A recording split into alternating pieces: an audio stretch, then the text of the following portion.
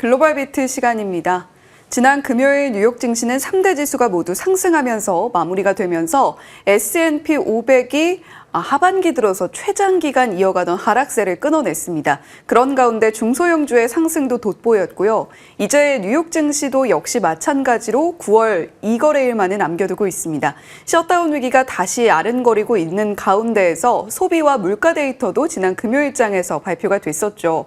앞으로 연준이 금리 경로를 어떻게 가져갈 것인가가 중요한 포인트가 되고 있는 가운데 과연 10월은 덜컹거림 크게 없이 계속해서 잘 나아갈 수 있을지 그 부분에 주목하고 있는 월가의 주요 IB들입니다. 잠시 후에 자세한 소식들 전해드리겠고요. 지난 금요일 그리고 주말 사이의 이슈들 함께 체크해 보시죠. 네, 이번 주는 9월에서 10월로 넘어가는 주간이 되겠습니다. 9월을 잘 마무리하고 또 새로운 한 달을 준비해야 될 텐데 일단 그에 앞서 지난 금요일 시장 상황 확인해 보시죠.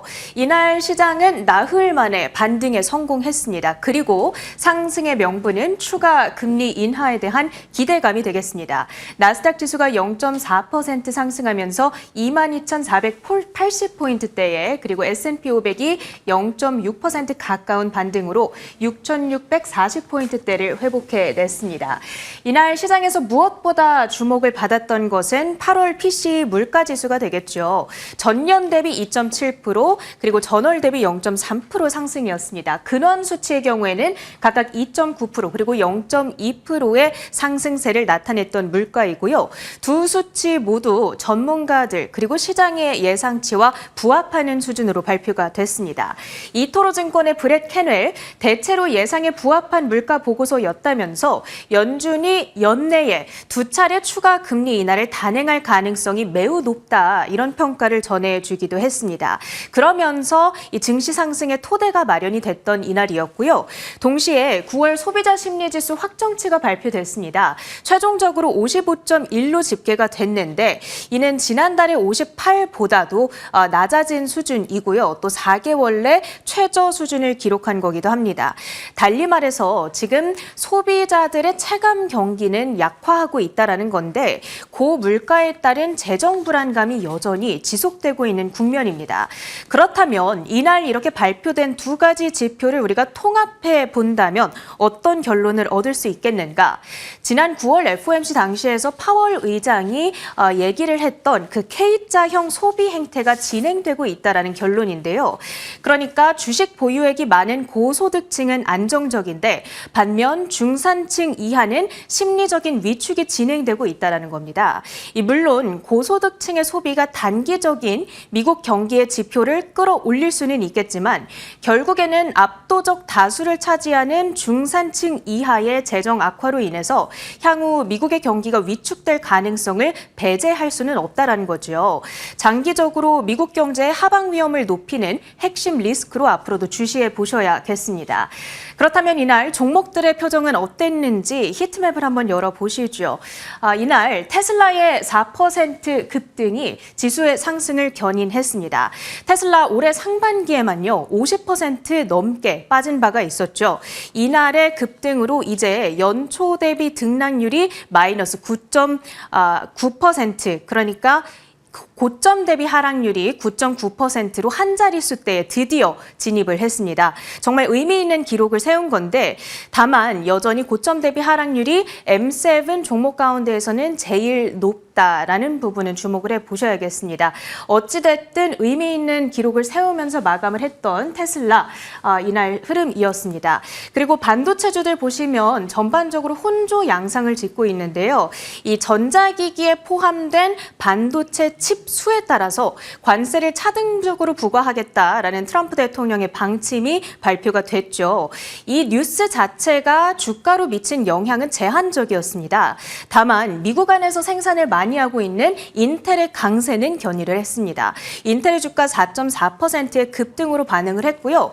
그리고 전날까지 전해졌던 이 애플과 TSMC 측에 투자를 요청했다라는 그 뉴스의 효과도 이어졌던 이날이었습니다. 그리고 그리고 점유율은 물론 압도적으로 적지만 어쨌든 미국의 그 파운드리 기업이다라는 면에서 글로벌 파운드리스라는 업체의 주가가 8%대 급등했다라는 점도 눈에 띄었습니다. 반도체 관세 뉴스에 빠졌던 종목은 애플이 되겠습니다. 상대적으로 해외에서 생산된 반도체에 대한 의존도가 높다라는 면에서 주가 부담으로 작용되면서 0.6% 쉬어가는 하루를 보냈고요. 그 밖에 급등 특징주로 포착해 볼 수 있는 것은 산업 섹터 내에서 보잉이 되겠습니다. 3.6%의 급등세였는데 이 터키 항공이 보잉 787 항공기를 여러 대 주문한다라는 소식이 들려왔고요. 이와 함께 또 의미 있는 뉴스, 이 미국 연방 항공청이죠. FAA가 이 737 맥스의 최종 안전 점검 권한을 다시 사측에게, 그러니까 보잉 측에게 위임한다는 뉴스가 들려왔습니다. 이 보잉의 생산 체계가 점차적으로 안정화되고 있다라는 시그널로도 해석해 볼 수가 있겠습니다. 그 밖에 급락 특징조로는 코스트코가 있겠습니다. 전날 발표됐던 4분기 실적 자체는 양호했는데요. 다만 동일 매장 매출이 5.7% 성장으로 발표됐습니다. 시장에서 기대됐던 5.9%를 살짝 못 미치다 보니까 실망 매물이 출회됐습니다. 그 밖에 주요 종목들 이슈 묶어서 확인해 볼 텐데요. 먼저 테슬라입니다. 기술주 분석의 대가죠. 이 웨드부시의 댄 아이브스의 목표가 상향 소식에 따라서 이 주가가 올랐습니다. 자율주행과 로봇공학이 테슬라의 미래를 좌우할 게임 체인저가 될 거다. 이런 코멘트와 함께 목표가를 기존의 $500에서 이제는 $600로 내다보고 있습니다. 주가가 이날 $440대에 마감을 했으니까 앞으로 $160, 그러니까 36% 정도의 상승 여력을 내다보고 있는 수준이겠죠. 다음으로 오라클의 주가 이날 많이 빠졌는데 그 이유가 이 트럼프 대통령이 틱톡 관련한 행정명령에 드디어 서명을 했죠. 그런 가운데 바이트댄스가 지분의 과반 이상을 미국 측에 넘기고 난 후에도 미국 사업 이익의 절반 이상을 가져가게 될 거다라는 언론의 보도가 전해졌습니다. 이러한 구조로 인해서 이 틱톡의 미국 사업 가치가 애널리스트들의 기존 예상치였던 최대 $400억 크게 낮은 $140억 수준이 될 거다. 이런 평가가 전해졌습니다. 이날 오라클의 주가 하락을 유도했던 뉴스였고요. 주가는 2.7% 하락하면서 $283대의 종가를 형성했습니다. 다음으로 이슈가 있었던 종목들 조금 더 보겠습니다. 이날 트럼프 대통령이 일련의 관세 예고들을 내놨죠. 여기에는 의약품의 100%, 그리고 가구 50%, 대형 트럭의 25%의 관세를 오는 10월 1일, 그러니까 이번 주부터 부과하겠다라는 방침이 담겨 있습니다. 미국 증시에 상장돼 있는 대형 트럭 제조사로는 PACCAR라는 스펠링을 가지고 있는 파카라는 업체가 있는데요. 세계적으로 유명한 트럭 브랜드들이죠. 피터빌트라든지 켄워스 등을 보유하고 있습니다. 실제 트럼프 대통령은 이날 이런 브랜드들을 직접적으로 언급하면서 미국의 제조사들을 보호할 거다라고 언급을 했습니다. 그 덕분에 파카의 주가가 이날 뉴욕 증시에서 5.2% 급등하면서 $100 선을 돌파하며 마무리가 됐고요. 그런가 하면 의약품에도 100% 관세 부과를 예고했잖아요. 이에 따라서 일라의 릴리의 주가도 상승 흐름을 연출했습니다. 릴리의 주가의 경우에는 이날 1%대의 오름세를 연출했다라는 점이 눈에 띄고 있죠. 종가는 $724에 형성하고 있습니다. 다음으로는 앱 러빈도 보시죠. 앱 개발자들을 상대로 수익화 도구를 제공하고 있는 회사가 되겠습니다. 다음 달 자체 서비스형 광고 플랫폼 엑슨 에즈 매니저의 론칭이 예정돼 있습니다. 이를 앞두고 이날 유력 월가 IB 두 가운데에서 목표 주가를 과감하게 높여 잡았습니다. 파이퍼 샌들러 측에서는 비중 확대 의견과 함께 기존 500에서 이제는 $740대로 UBS에서는 훨씬 더 불리시하게 내다보고 있습니다. 매수 의견을 유지하면서 기존 540에서 이제는 $810까지도 갈 수 있겠다라는 의견을 내놓고 있죠. 엠러빈의 주가 4.7% 급등으로 화답을 하고요. $670선 돌파를 눈앞에 두고 있습니다. 다음으로 트럼프 트레이딩 수혜주들 일부 종목들을 보겠습니다. 이날 대표적인 종목들에게서 차익 실현 매물이 출회됐는데요. 일단 리튬 아메리카스, 미국 정부의 지분 취득 기대감 속에서 이틀간 굉장히 큰 폭으로 급등을 했다가 이날 14%대의 차익 실현 압박을 받아갔습니다. 종가 기준으로는 6.3달러의 거래를 마쳤고요. 그리고 원자력 발전 기업이죠. 오클로, 사실 미국 행정부 차원에서 지금 원자력 그리고 SMR 개발에 대해서 굉장히 적극적인 지원 정책 그리고 스탠스를 펼쳐나가고 있기 때문에 앞으로도 우리가 계속해서 예의주시해야 할 기업인 것은 분명합니다만 오클로의 경우에는 성장의 기대감은 있지만 아직 수익이 없다라는 측면에서 이날 주가가 약간 하방 압력을 받아가는 양상이었습니다. 7.2% 마이너스권을 기록하면서 마무리가 됐고요. 마지막으로 한 주간의 주요 일정들도 확인해 보겠습니다. 말씀드렸다시피 9월에서 10월로 넘어가는 주간이 되겠습니다. 무엇보다 가장 중요한 것은 금요일에 발표될 9월 고용보고서가 되겠습니다. 비농업 고용자 수가 만약에 예상을 크게 웃돌거나 실업률이 생각보다 낮게 나온다면 추가 금리 인하에 대한 기대감이 약화되면서 증시의 변동성 또 한 차례 야기할 수가 있겠습니다. 그 밖에는 고용시장의 선행지표로 여겨지는 졸지 구인이직 보고서가 9월 30일 화요일로 발표 예정되어 있고요. 그 밖에 IPO 일정, 지금 여기에는 나와 있진 않습니다만 10월 1일 데이터 센터 전력 공급 업체 페르미의 IPO가 예정되어 있다는 점도 꼭 체크해 보시면 좋겠습니다. 일정까지 봤고요. 주요 외신 헤드라인으로 이어갑니다. 네, 지난 금요일 뉴욕 증시 3대 지수 모두 상승하면서 마무리를 했었죠. 자, 그렇다면 이제 이 거래일만을 남겨두고 있는 뉴욕 증시 10월의 시장에 대한 전망들이 속속 풍겨 나오고 있습니다. 골드만삭스에서는 10월에 폭풍이 올 텐데 그 전야 평온함을 일단 즐겨라라고 조언하고 있습니다. 지난 역사적으로 들여다봤을 때 10월은 주식 변동성이 가장 큰 달이었다라는 이야기 지난주에도 드린 바가 있습니다. 평균 변동성이 타 11개월 대비 33%나 높게 나타나고 있는 10월인데요. 1950년 이후 S&P 500이 5월에서 9월 연속으로 상승했던 횟수를 좀 집계를 해보니까요. 6번으로 나타났습니다. 카슨 인베스트 리서치에서는 10월 평균 마이너스 0.6%로 조금은 덜컹거리는 한 달이 됐었는데 대신에 4분기 전체로 따졌을 때는 3%가량 오름세를 나타냈다라고 이야기를 하고 있죠. 그런 가운데에서 BMO 리서치에서는 연말 목표치 6,700포인트에서 7,000포인트로 상향 조정하는 움직임을 보여줬습니다. 견조하게 실적이 나타나고 있고 AI 관련해서 계속해서 시장을 이끌고 있는 형성이 나타나고 있는 가운데 금리 인하까지 함께 더해져서 지금 연말 목표치를 7,000포인트까지도 가능하다라고 보고 있다라고 이야기를 하고 있는 거죠.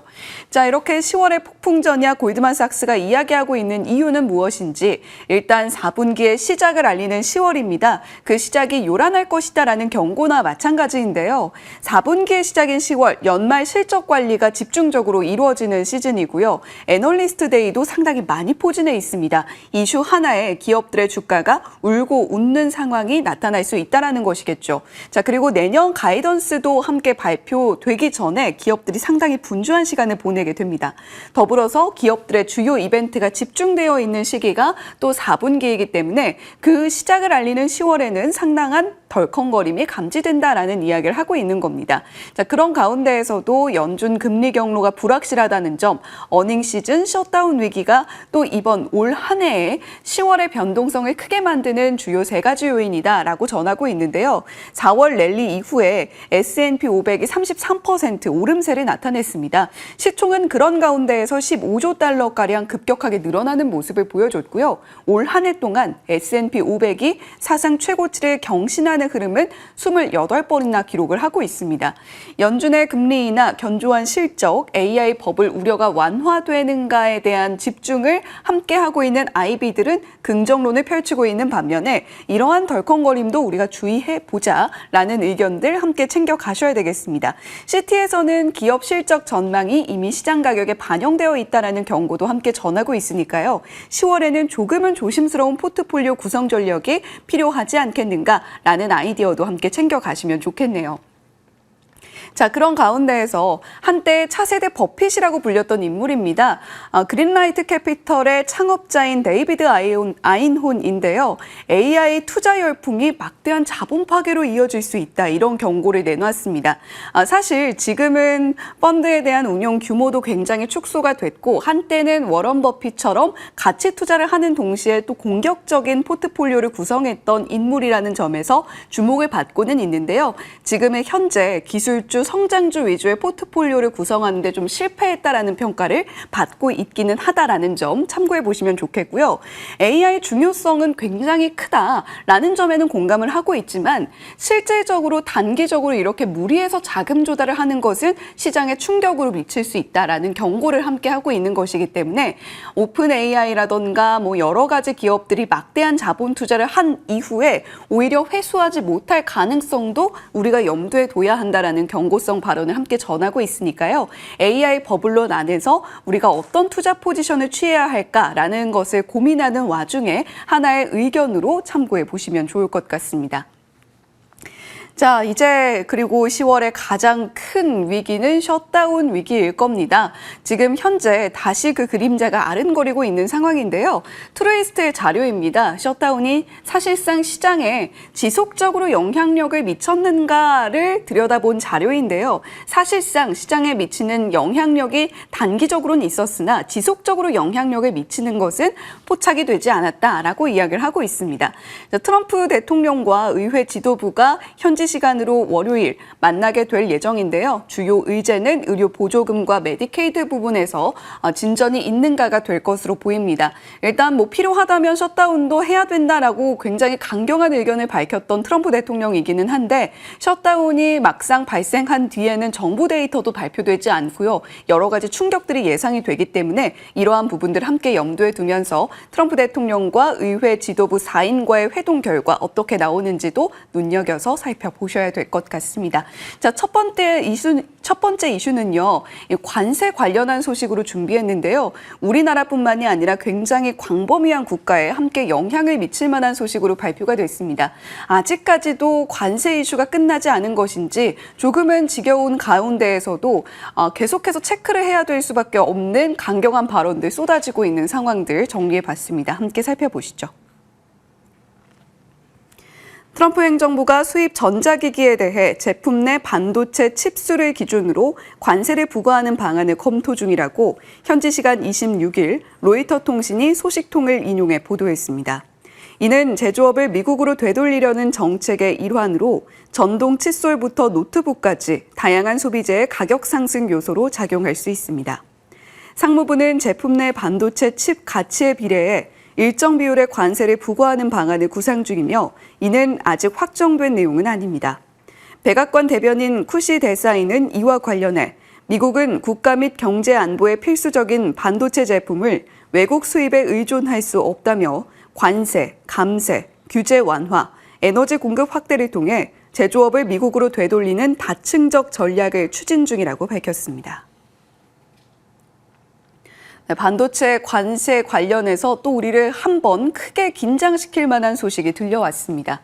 핵심은 결국 칩 개수 또는 칩 가치라는 것인데 관세율과 금액에 있어서는 칩이 다수 포함된 제품들의 관세율과 금액이 높아질 수밖에 없다라는 분석이 나오고 있죠. 스마트폰, 노트북, 자동차, 전자기기에는 굉장히 많은 칩이 들어가기 때문에 이 가격이 동반으로 올라갈 수밖에 없다라는 분석이 나오고 있는 겁니다. 예상 적용 제품은 소형 가전에 해당하는 전동 칫솔 같은 제품들도 들어가게 될 예정이고요. 칩이 들어가는 모든 제품들에는 반도체 관세가 부과될 수 있다는 것이 골자입니다. 태블릿, 노트북, 스마트폰, 자동차, 대다수 수입 전자제품에 일제히 관세가 부과가 될 예정이고요. 기본안은 일단 칩 가치의 25% 관세율을 매긴다라는 것입니다. 그런데 일본과 EU 같은 경우는 지금 현재 미국과 이 무역 협상 결과에 대해서 서명을 마친 상태입니다. 이러한 국가들의 경우에는 15% 차등 관세가 검토가 되겠고 아직까지도 우리나라는 서명을 하지 못했기 때문에 15% 적용받기는 현재로선 조금 어려워 보이긴 하죠. 하지만 구체적인 내용은 조금 더 확인할 필요가 있겠습니다.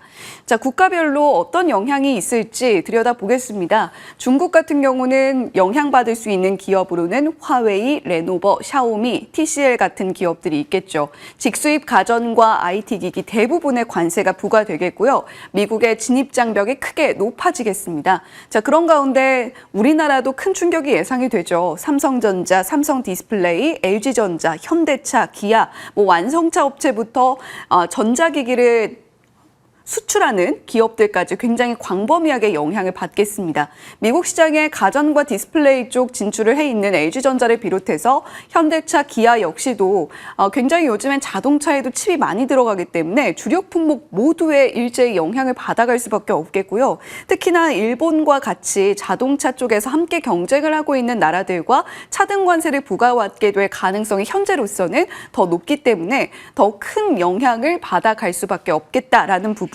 경계감을 높이고 있습니다. 일본은 소니, 파나소닉, 도시바, 캐논 같은 기업들이 영향받겠고요. 다만 15% 특별률 검토받을 가능성 굉장히 높다라는 부분, 그리고 대만은 TSMC 대표적이겠죠.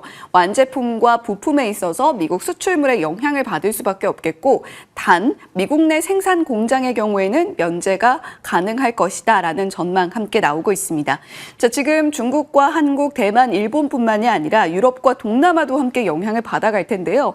그 중에서도 중요한 쪽은 바로 이 동남아 쪽에서 삼성전자 베트남 생산분입니다. 중간재 조립과 공급 거점에 함께 타격을 받아갈 수밖에 없겠고요.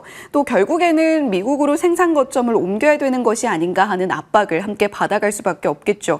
자, 그렇다면 미국 내 기업들은 영향받아가는 기업이 없겠는가? 일단 주요 현지 법인을 갖춘 테슬라 같은 경우는 이러한 영향권에서는 잘 피해갈 수 있겠다라는 분석 나오고 있으니까요. 함께 참고해 보시기 바랍니다.